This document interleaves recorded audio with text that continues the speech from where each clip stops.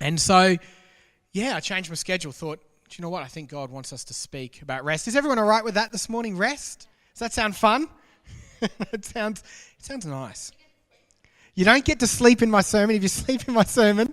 That's not what I mean. But yes, good point. So no resting, no feet on the back of the things, but we'll talk about rest. And so and we're going to talk about godly rest. And I guess this morning I want to talk about a practice. Over the next few years, months, every now and then I want to speak about a practice of Jesus. Jesus doesn't ask us to perform, but he does ask us to practice. We're not doing things to please him. We're doing things because he's already done everything and we want to walk in his footsteps. So it's not earning, it's effort, it's not performing, it's practicing. And Jesus did these certain things, preached on certain things, and said multiple times, let's practice the ways of Jesus. So let me read here. If you've got your Bibles, if you've got any device that can look this up, we're going to look at Hebrews 4, Hebrews chapter 4. I'll give you just a moment to find that. It will come up there, obviously, as well.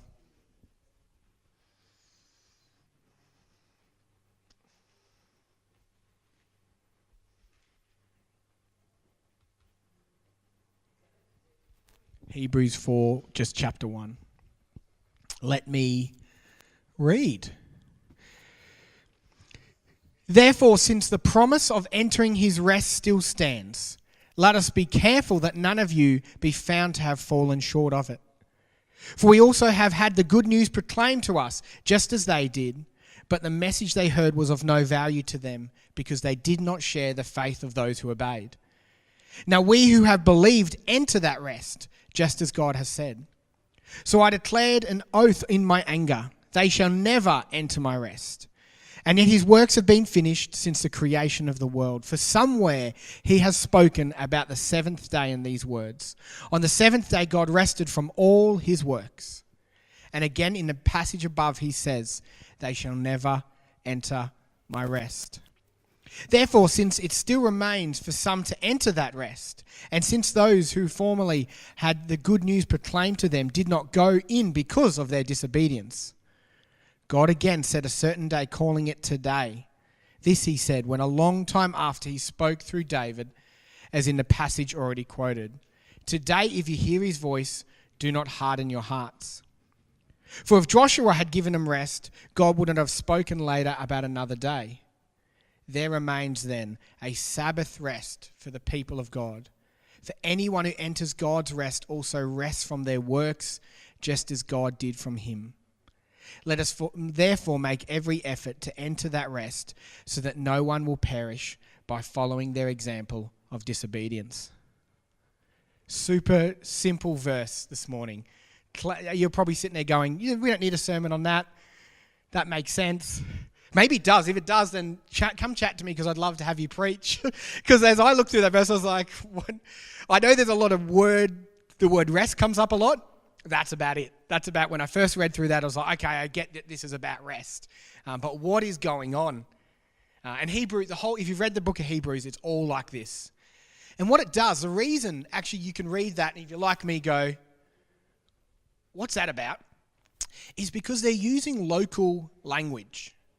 They're using language that the Hebrews understand. It's like if I got up here and me and Josh were saying, man, I said, look, did you see me get that gnarly barrel the other weekend? And Mick, and we said, I just got on I hang tend. We would know what I'm talking about because we're hardcore surfers. The rest of you would be like, what are they talking about? Because that's local language. And if they're laughing because that's not local language, I have no idea what I'm talking about. But if those two talked, they'd bring up a culture of language. And that's what's happening in Hebrews. They're also talking about stories that they know. Not just Bible stories, but stories that are their stories.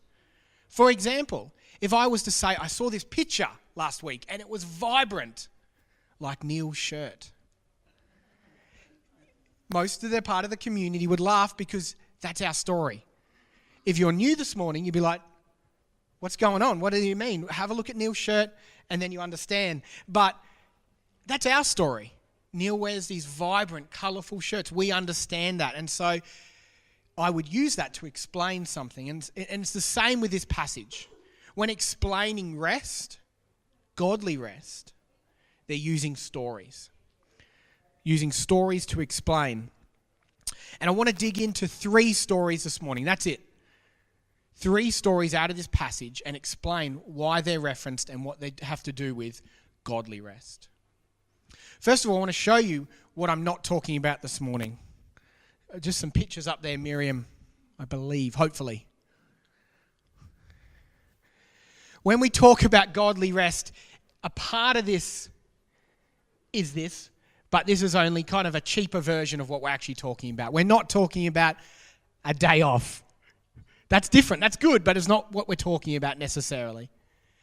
We're not talking about that crashing at the end of your day or at your desk. I'm just so exhausted, I need to crash. That doesn't fully capture what I'm talking about when I use the word rest. And we're not even necessarily talking about leisure, watching your favourite movie. That is part of it. But it's not what I'm talking about. It's not the depth of God-given, godly, designed rest. And these 3 stories, hopefully today, will help us understand the depth on which we as Christians, if we know Jesus, can enter that rest. First story is Genesis. It references Genesis. It goes right to the beginning of the Bible, and it says, on the 7th day, God rested from all his works. Chapter 2 of the Bible. And it talks about rest. In the creation story, pre-fall, pre-sin, pre-corruption, after us, God does what? What does he do on the 7th day? Just to make sure you haven't fell asleep, you're not taking the resting literally. God rested. 2nd chapter of the Bible, and it's important. He's not tired. God doesn't get tired. It's not because he's exhausted. It's not because he's worn out. It's because God wanted to place something deep within creation, in our bones, into our week, into our practices. He wanted to model something to us. He wanted to show us that we can stop. That even God can rest. That we can stop and admire God and spend a day or spend a moment in our week to worship and enjoy what he's blessed us with and him. And I guess this sets the benchmark, because if the creator of the universe can rest, then you can't be too important to rest. You can't be too full on, too busy if the creator of the universe can take a day out of his week to rest. Creation yearns for it. God has placed it in there. It's in the very foundation of our creation. And this is what the first story was trying to tell us. Christians, in the foundation of who we are, in the foundation of creation, is this pattern of rest. First story. Second story. This passage mentions Joshua. Talks about Joshua. It says, "For if Joshua had given them rest, God would not have spoken later about it another day."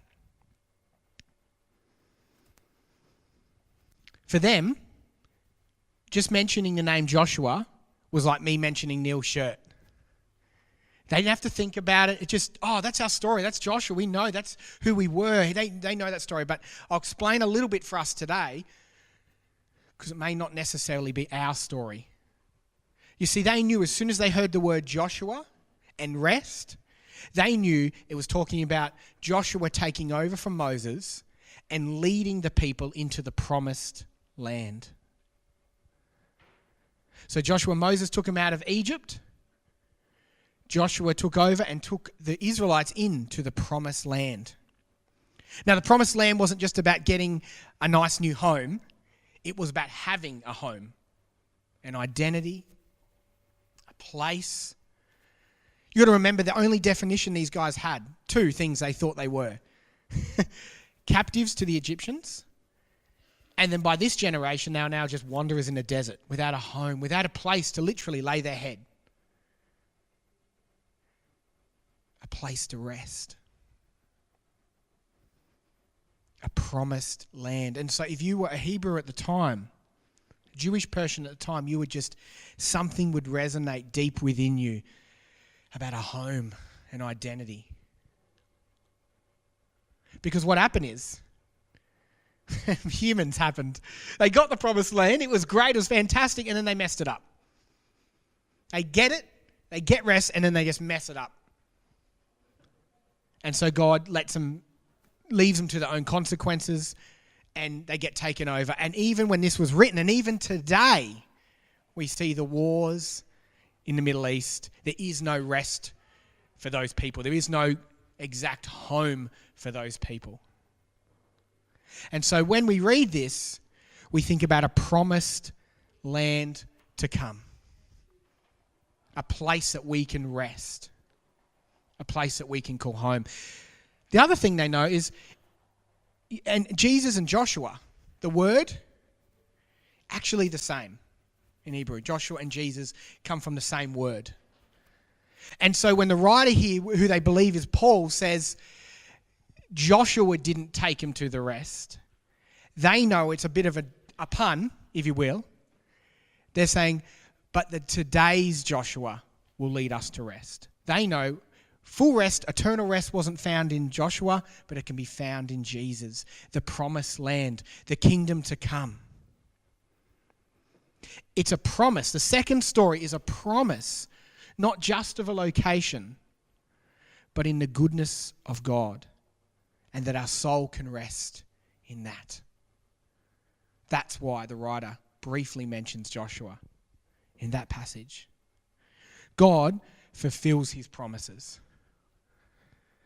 Is that what you were talking about? I did these slides up really neat, and then I converted them to work on this. It's not Miriam's fault, my fault, and it's just gone whack. So, yeah, so much space for activities there. But anyway, God fulfills promises.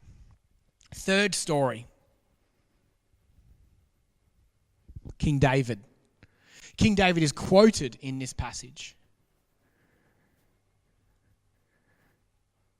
Now, if you knew who King David was, we probably know who King David was, but for the people of the time, like Neil's t-shirt, it was their story. It was the greatest leader they'd ever had. God actually says, this is a man after my own heart. He was that good. But they use David's prophecy. They actually quote his prophecy. That David actually said that there would be a greater king to come. To not harden our hearts when we hear his voice. David said that thousands of years, or hundreds of years before Jesus came. He said, there'll be one after me that comes. And so again, the writer of Hebrews is saying, don't rest in the king, the good king. Don't rest in your leaders. That won't fulfill. Rest in the true king. Rest in Jesus. In Jesus, we have hope. Nothing else will do. In Jesus, as our king, we can find rest. And so the third point, the third story in this is God is in control. We'll see how much space. Oh, that one turned out all right. That's all right. God is in control. When we come to godly rest, the writer is using as many stories as he can to explain that God has got this. God fulfills his promises. And God is in control. He's encouraging people that in this insane season that we live in a life that can be difficult, really difficult, we can find assurance, promise, joy, and rest. With Jesus, in Jesus, and in the hope of his kingdom fully come one day. So breathe in, breathe out, because that's the invitation. And I want to talk about the challenge next. That's the invitation the writer is giving us to acknowledge God and the rest that we can enter. So there's 2 challenges this morning, and I'm only going to go on one, and we'll talk about the other this afternoon at 4 p.m. We can podcast it later. 2 words the writer uses for rest in this passage. This is the first one. The second one is extremely practical and needs some discussion. The first one is find rest in God. Anyone want to have a go at pronouncing this? Josh, you've done 2 months of Bible college? Go. Yeah, it's pretty good. It's pretty good. I won't do it because I won't show you up, but that's pretty good actually. So, and it means it's this posture. It's a posture before God. It's not a day of the week. It's not a moment. It's a posture before God that He's in control. Every day, He's in control. And even in the most excruciating moments, I can find rest in at least who He is, what He's done, and what He will do. It's an assurance. An assurance that God fulfilled the promises with Joshua. That God has a promised land for us, that He's got this. That God is the King. He's a better King than even King David could ever be. And through the chaos, He's in charge, and He's at work now and in the kingdom to come. So what does this look like, Steve? What does this really look like? Let me tell you a story. We had a coffee van last week here at the church. It was great. And we do that for the bigger events, and it's good. I like coffee. Wasn't the original person we get to do the coffee. I rang them up. It was a lady, a young mum, and she comes and does a coffee out here. Ring her up. Actually, I text her. She didn't answer, so I rang, didn't get an answer, and so I left it. And then I got a call the next day from her sister. And I said, I'm just calling about the coffee van, see if you could come this Sunday. Holding back the tears, she said, she's passed away. Aneurysm. Just suddenly. We literally 3 weeks ago had her and her daughter out here making us coffees. I don't say this to try to drum up emotion. I say this because this is how I was just like this. That's how I was talking. Okay. All right. And we did actually have a great chat about church and if she had a community around her, and the sister who was now sort of a mum for these kids just all of a sudden. That's the world we live in. I don't want to sugarcoat it. That's the world we live in. That's the intensity of some days. How broken this place can be.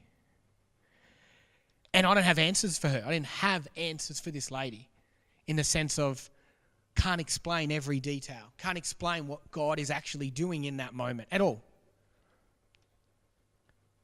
So confusing. There seemed like there was no rhyme or reason to it. But as a believer in Jesus, as a student of Him, in amongst that confusion, as I sat in my office and thought and processed that, I can rest in God. Because I know the Bible, I know the stories, I feel His Spirit, and I see the work in people's lives. And although I don't understand it fully, I know He's good. I know He's good. He's a good, good God. For the people of the Hebrew time, they knew that through King David. They knew through that through Joshua. They knew through that through Moses. Think about this morning. Yes, think about the Bible stories, but also think about your own life. Look back and think about the constant moments that God is good. If you've known Him, if you don't know Him, then please come, let me introduce you to Him. Think about the way God is good. And we can enter, even in the most hectic moments, we can enter His rest. This passage is a call for an action, though, a challenge. It's a call for a daily surrender. It's a daily step into the unknown and sometimes confusing nature of life. I know in this room, everybody has faced things in this room that in the moment felt like the ground beneath them was crumbling. devastating things, unforeseen things, confusing things. Probably just the last few months for a lot of us. So can I ask you this? And if you don't know Jesus this morning or you're not sure about him, can I ask you this as well? What good was the stuff that the world tells us we rest on? How good was that for you when the ground beneath your feet disappeared? What good was the plans you had made in those moments? What good was your technology? Actually, what good was your degree or expertise in a certain field in that moment? Your 5-year goal, which is good to have, but what good was it in that moment? Did it help? Our hard work we'd put in, our bank balance.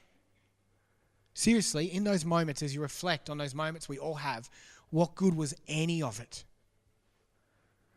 to bring our souls rest at that time?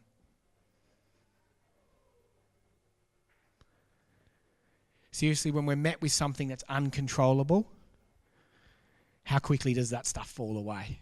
How quickly does that stuff not matter? Who on their deathbed says any of that stuff matters? I wish I had a little bit more, wish I'd worked a bit harder, wish I'd really applied myself, wish I had updated my iPhone when I could do it for free. They don't say any of that. There's nothing in this world that we can truly rest in but the one who turns it, the one who has formed it, and the one who's proved time and time and time again, especially through the cross, that we can count on him, that we can rest in him.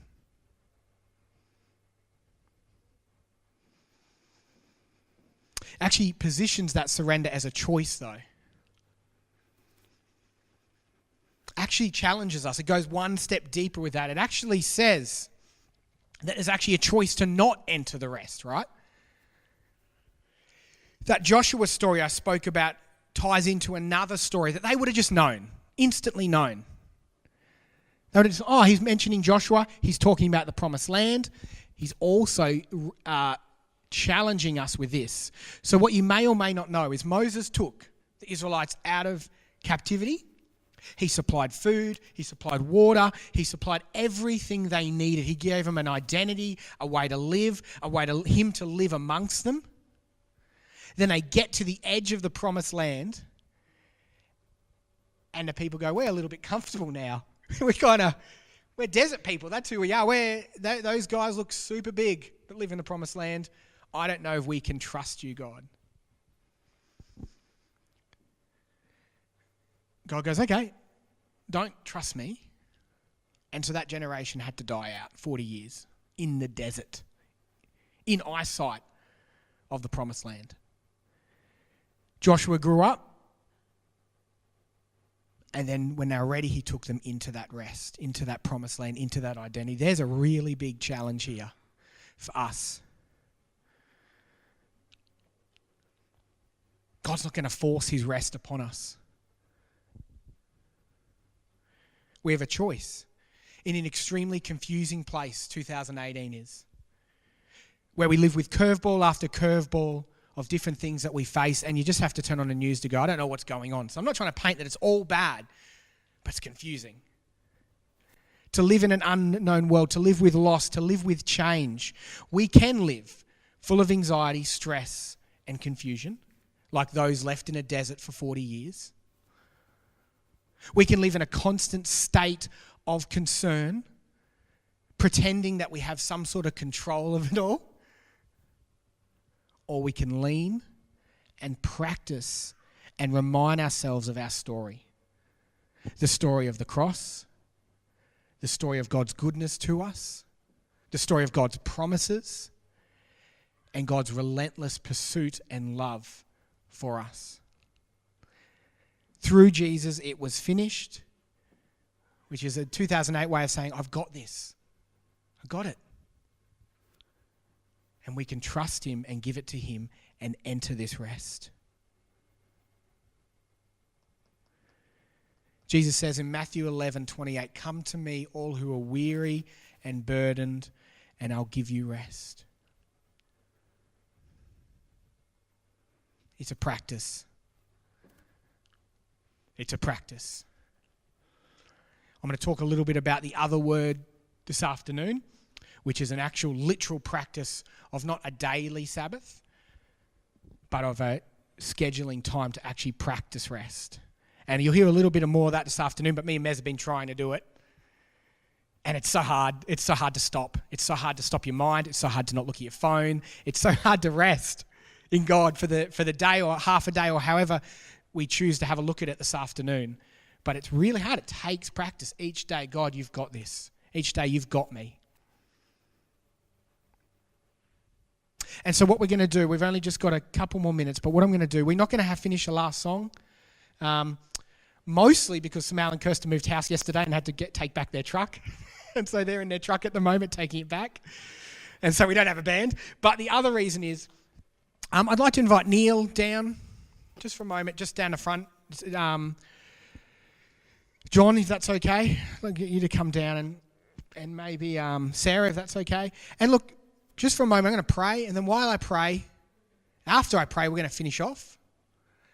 But if you feel like you'd like to be prayed for to help surrender some things and enter that rest, just a reminder for God to stir, for God, something might be going on in your life. You don't have to talk about it all. You can talk about it all.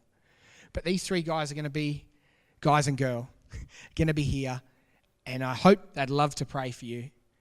And they might even ask you to pray for them, that us as a church can be a church that is leaning into God's rest. The final thought. A lot of people say to me, I'm not comfortable with standing out in the middle of Surface and sharing the gospel. How do I share the gospel? This is one massive way. If in the very bones of who we are as people is this rest, then one of the most powerful ways you can point to the Almighty and Jesus is live your life as someone that doesn't have it perfect, but that is deeply rested in God. When something happens at work, you might react, but they see something within you that's okay because God's got this. It's like bees to honey. Like it'll bring them. What is going on with Burley Church? They seem like they've got something else. If you're not an evangelist that can get up and preach the gospel, simply try this and watch people draw near to you because there's something else you base your life on, and it's rest. Let me pray.